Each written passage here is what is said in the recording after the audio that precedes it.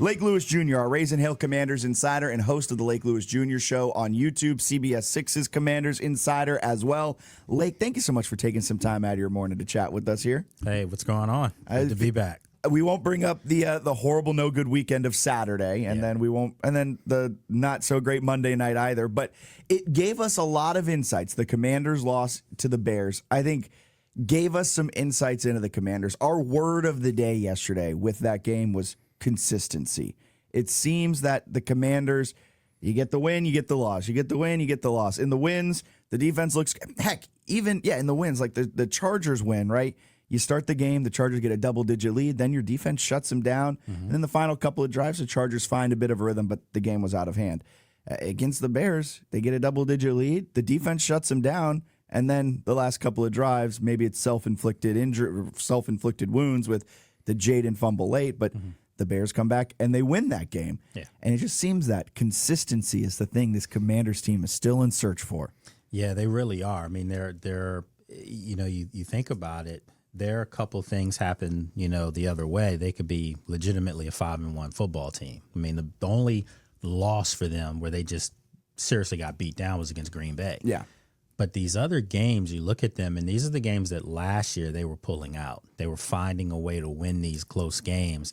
And this year, for whatever reason, as you said, they're just not able to play consistent ball, especially at the same time in all facets. When they've done it, they've been really good. They've been one of the better teams in football, but they're still searching for that. And I think right now you can't expect for your offense to get you 27 points like they did against Atlanta, to get you the amount of points they did on Monday night, and you're still losing football games. That's not a good sign. Yeah, and I think some people will say you're giving them excuses. They're a fine team. They're not a great team. You keep giving excuses. All of this stuff. We've heard some texters get upset about us saying we're giving excuses. So I do want to say this: do you think? And I know this is a really macro level view of it, but do you think this season they'll be able to find that consistency with some of the issues that have come up? Absolutely, I do, and that's the other thing I will say to our listeners is that don't jump off that ledge yet. Don't jump off the cliff yet. Matter of fact, you shouldn't even be walking to the cliff. Well, with Cliff, the offense is looking great.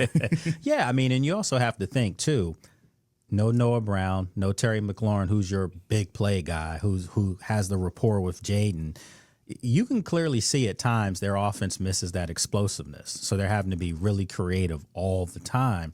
Well, when you get Terry back, if you get him back, because that's a big if, that's going to change things. So I think they're okay. I mean, they're 3-3, and I think if you look at things as a glass, half full as opposed to half empty, you'll clearly see that okay, they almost beat an Atlanta team that just bludgeoned Buffalo the other night. Yeah, Atlanta might actually be good. Absolutely. So, and they did that with a backup quarterback. They were in that game. We were down there in Mercedes Dome. It was a game they could have won. Then you think of Monday night, save for the turnovers, I think Chicago looks good. They look like a team that's young and they have some opportunities to ascend. But clearly, I think you could see that Washington was the better team, but they just didn't get the results. So give credit to Chicago. Yeah, an interception, 2 fumbles, a doinked field goal. Yeah. And you lose by 1, there is some reason for optimism if you're looking for the optimism. And then there is the pessimist in me, though, where you're watching that game and you're like, this defense at times just can't stop a nosebleed. DeAndre Swift rushes for over 100 yards. I think it was 107. Yeah. And DeAndre Swift he also had 67 yards through the air and a touchdown. And it's just like, Bijan destroyed you, destroyed that defense. Now DeAndre Swift did it through the air against you like Bijan did. Am I crazy for thinking maybe the age is catching? And I love Bobby Wagner. I wear my Bobby Wagner Seahawks throwback jersey almost every Friday, every game day. I love Bobby.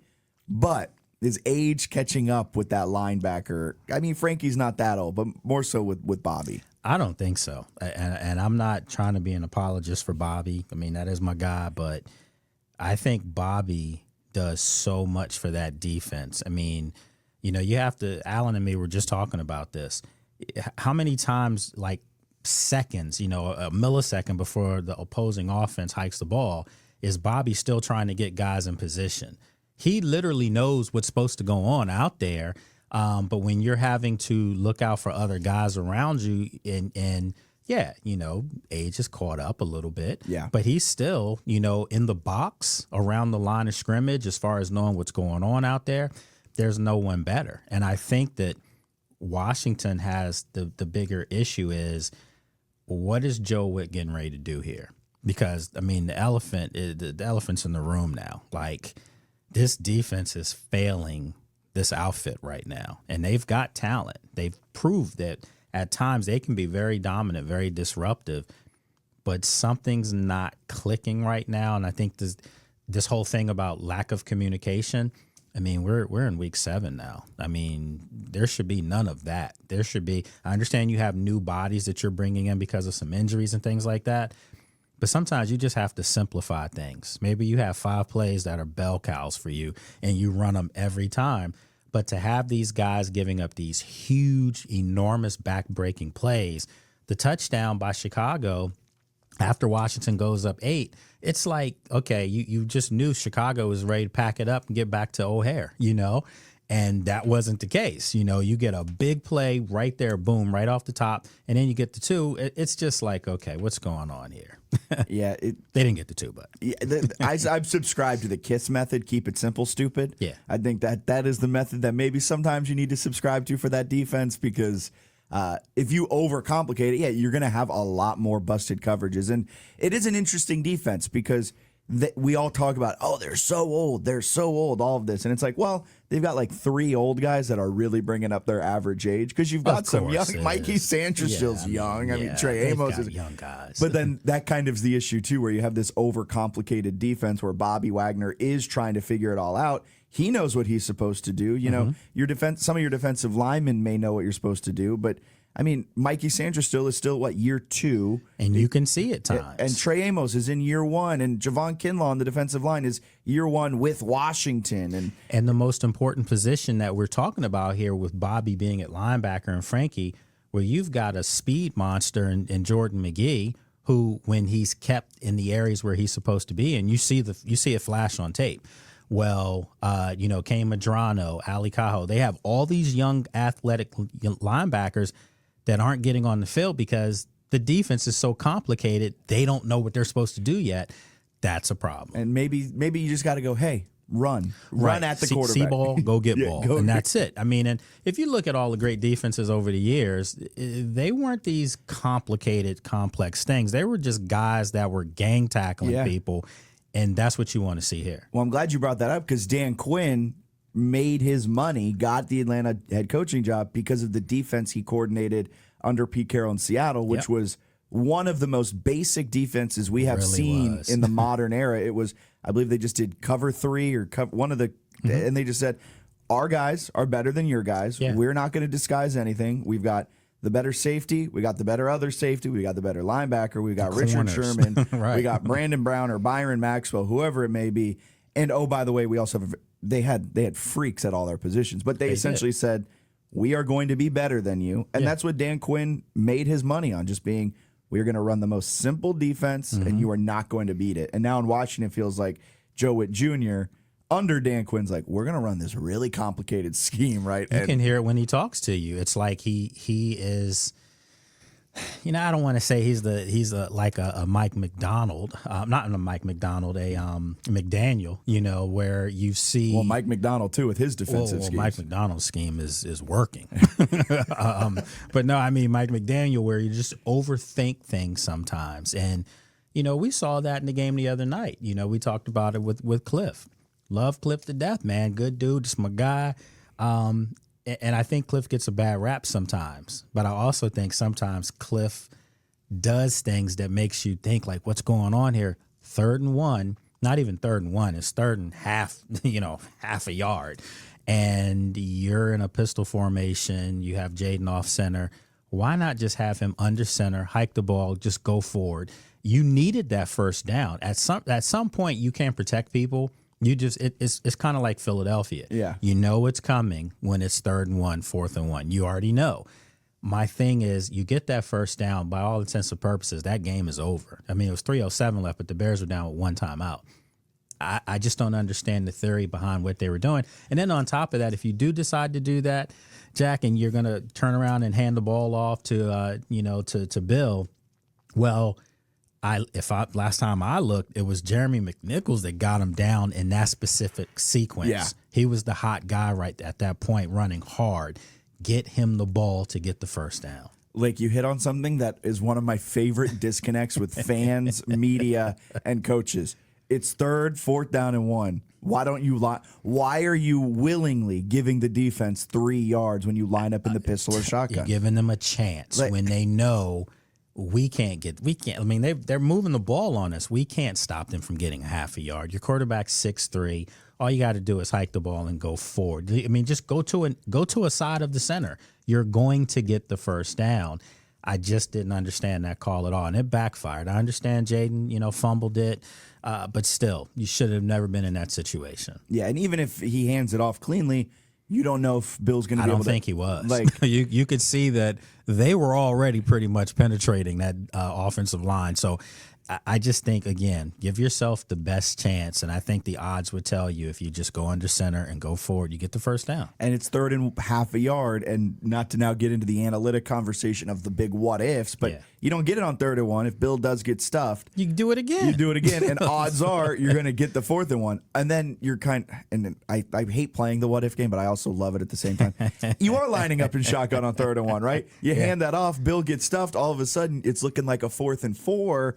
And you're not going to go for that, but if you're lined up under center and you, you could do so many things on that 4th down. Even if you were stuffed on 3rd, I mean, you could hard count and see if someone jumps. I mean, but you just took yourself out of any winning opportunity by calling that play. What is it about the Bears and the Commanders, though? And I know this was only round 2 of the Caleb Jaden battles that we're likely going to get. Hopefully, if the Bears kind of hold up their end of the bargain. Hopefully we get it for years to come. But year 1, we get a crazy Hail Mary, and then year 2, we get a 1-point walk-off field goal winner for the Bears. What is it about these two teams that create close games? Well, I think, you have 2 young teams, and I know people are going to say Washington's old. No, I mean at their main position, quarterback. You've got, 1 versus 2, and obviously those 2 guys are uber competitive, and they want to win games. I think, there was a little bit of a history. Obviously, Ben Johnson, was he offered the job? Was he not? It doesn't matter. Was he on a plane flying to Washington? Did he turn it around? I put out what happened there a year ago. But the thing is that these are 2 teams that are, historical franchises. These teams played in championships, 70, 80 years ago, multiple times. So, there's a lot there. And then I also think there was a little bit of resentment from Bears fans. Let's call it like it is. Mm-hmm. I do have to shout out, if I'm able to do this, my neighbors who, Janine, my better half, and me got up to the game and got in the hotel where we were, had dinner with them. Our neighbors, Brad, Megan, and Ostrowski, I had to shout them out because they're from Chicago and great folks. And even Brad was gracious enough to text me, in victory. In victory. But he said he thinks Washington bounces back. But the point is that these games are now become something that the league wants. They're going to want Caleb versus Jaden. It's good, and they play pretty much all the time anyway. I think it's 4th straight year or something, 3rd straight year. So, yeah, they know that they've got something brewing here. Now it's going to be a rubber match next year. I'm sure they'll find a way to squeeze it on the schedule somehow. Prime time somehow. Absolutely. So you got the rubber match coming up. Who's to say these teams don't meet in the playoffs? But I think that you can see that they're really close as far as, the skill sets on each team. But as long as you've got quarterbacks that can make plays in the NFL, you have a great chance to win. And Caleb made the plays that he needed to make. He missed a lot of throws in the game, but he made the plays he needed to make. Like, I'll go out there and say that these teams aren't making the playoffs. I don't think Chicago's making it to the playoffs. I think Washington makes the playoffs. I do too. I don't think Chicago makes the playoffs. And then I will say, though, the Commanders, I was looking at their schedule. I'm pulling it up now because their schedule after this game. It's tough, brother.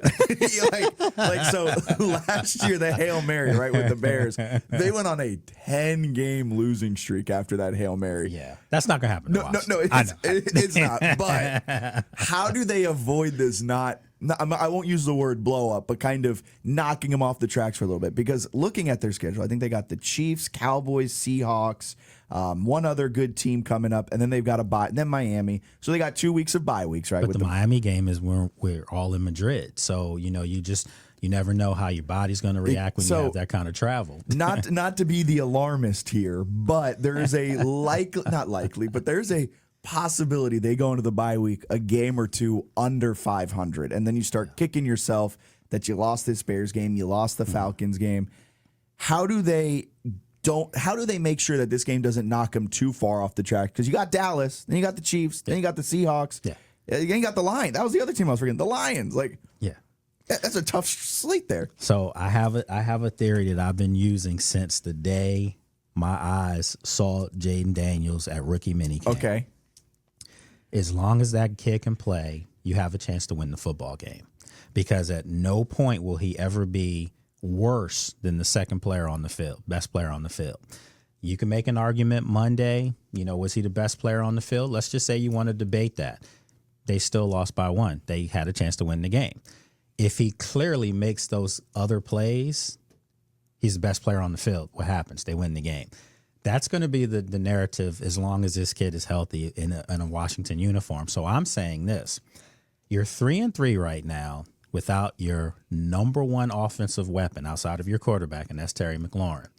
If you get Terry McLaurin back and now you have a guy like, say, Luke McCaffrey starting to ascend, now you have another weapon to go with a younger guy who's doing something well. And you have Debo, of course, having a great season. Monday night, he was more of a decoy because the hill was a problem, okay? They have guys that can be coming back into the fold that are huge pieces. Noah Brown's a huge piece for them. Make no mistake about it. So if you can get some of these guys back and you're 3-3 right now, you have your chances to pick this thing up. This is kind of where they were last year when they lost to the Lions and then they lost to the Cowboys, and people were like, "Oh my God, the sky's falling." Literally. No, I don't think that's the case now. I think this is a football team that they go Sunday. Let's just say they win in Dallas. Then you have a game against the Chiefs. I think we all know right now the team to beat, maybe in the league at this point, is the Chiefs. They look like the team we all expected them to be. But let's just say if you're Washington and you win in Dallas and you lose in Kansas City, but you play them close to the vest, are you still going to feel this way, or are you going to feel like, this team is their moment's coming? Yeah, and then they get the really tough Seattle Seahawks in Washington, and man, Sam Darnold, I don't know about those Seahawks are my team. No. Seattle's for real, and they I'm looking forward to that game. The one thing that Washington will have going for them is Seattle's coming across country. Those things do matter. You can see it. not getting ourselves ahead 3 weeks from now, but hey, Seattle's nine straight wins on the road under Mike Macdonald. They are, and Mike Macdonald will be technically coming back home, so to speak, coming near Baltimore. And, before Dan Quinn was hired, I was pushing Mike Macdonald hard. That was the guy that I said, I thought Washington should really take a good hard look at. It worked out for everyone. Seattle has a great coach. Washington has a great coach.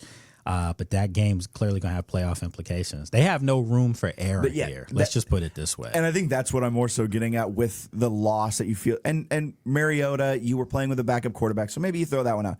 It's more so this Chicago Bears game where it feels like you let one through your hands. And that was the Pittsburgh game from last year. I truly believe Washington took a lead in the fourth quarter, and it looked like, okay, Pittsburgh was like, wow, these guys really are good.